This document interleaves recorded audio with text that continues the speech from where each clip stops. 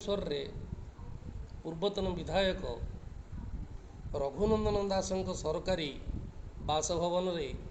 किछि सांबादिक और कैमेरामैन मानक उपरे आक्रमण होईछि। विशेषकर जड़े कार्यरत महिला अर्गस टीवी सांबादिक को कुकुर लगाई हत्या उद्यम सह कैमेरामैन माड मारिया घटना को राज्य सांबादिक संघ गंजाम जिला पक्षर दृढ़ निंदा करा जायछि। एथि सहित जो माने संश्लिष्ट अछंती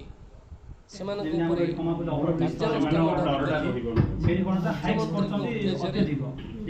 ब्रह्मपुर उपजिलापालक जरिया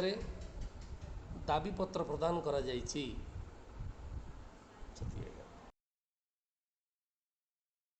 जो पूर्वतन विधायक रघुनंदन दास जो सांबादिक आक्रमण देखु आम गोटे निहाती यहाँ गोटे संवेदनशील घटना कहीपर कहीं जड़े कार्यरत सांबादिक जो मैंने प्रति क्षेत्र में खबर संग्रह करने जाती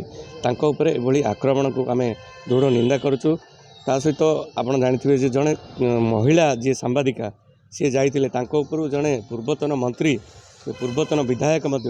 जड़े बुद्धिजीवी हिसाब से ग्रहण करवासी तेणु तांके से लोक जड़े महिला जो कुकुर छाड़ा हत्या धमक दवा एवं जड़े जो वीडियो जर्नालिस्ट जो रही कैमेरा पर्सन को रघुनंदन दास एवं पुओ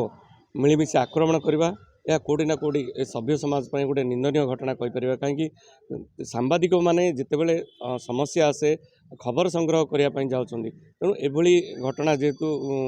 घटी आम राज्य सांबादिक संघ गंजाम जिला शाखा पक्षर दृढ़ निंदा करुचु एवं ता सहित आम दाबी करुचु मुख्यमंत्री को एक दाबी पत्र आज मुख्यमंत्री उद्देश्य आम ब्रह्मपुर उपजिलापाल को देलु जे सांबादिक मानक किभली सुरक्षा दि जाऊ। तेणु सांबादिक माने विभिन्न क्षेत्र में जितेबाला कार्य करने जाती आक्रमण करा तेणु सांबादिक को सुरक्षा देवाई आईन प्रणयन करा यह हूँ आमर दाबी।